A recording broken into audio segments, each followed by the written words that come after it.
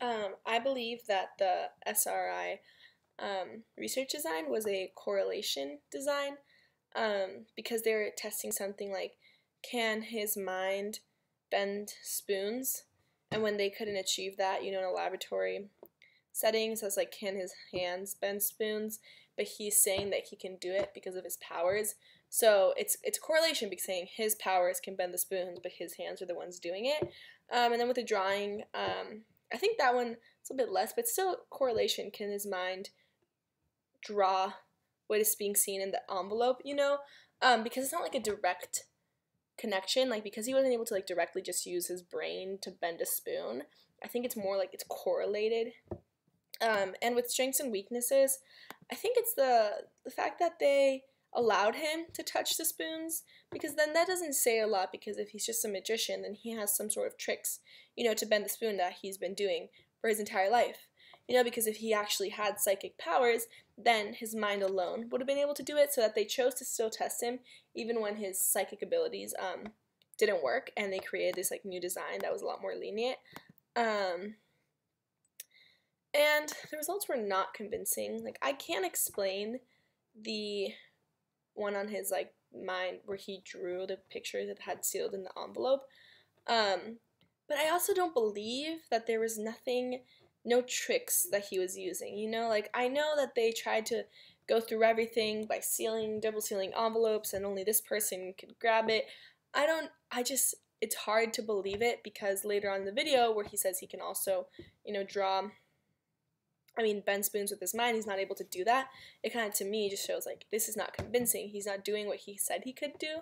And it's not because I have like a pre-existing bias where I just flat out don't believe in people with like psychic abilities. I have no opinion on that. Maybe someone does have psychic abilities. I have no idea. But seeing this guy get tested on what his apparent abilities were and not fulfill what he had said he could do just was very inconvincing, because it's hard to believe, like I said, that someone has psychic abilities, but if he was able to prove it, it'd be convincing, and he wasn't able to prove everything he said because he had to, touch the spoons. So the results just were like inconclusive. Like I said, after watching this video, I don't think he has powers. I think he is an entertainer, and I think he's a magician, and I think he's been doing this for a really long time. Also with like the other videos where he talks about how he like got his powers from some sort of planet, it's just like it's hard to believe that someone who apparently, swears he has these powers, that all he uses them for is to like go on TV or whatever, entertain people, show off, that he's not trying to do something more with them. It's just like suspicious. It's like, so you, out of all these people, got powers, and all you're gonna do is just like show people you can bend spoons. It's a weird thought. It's weird that he would have these powers with not believe that he has them.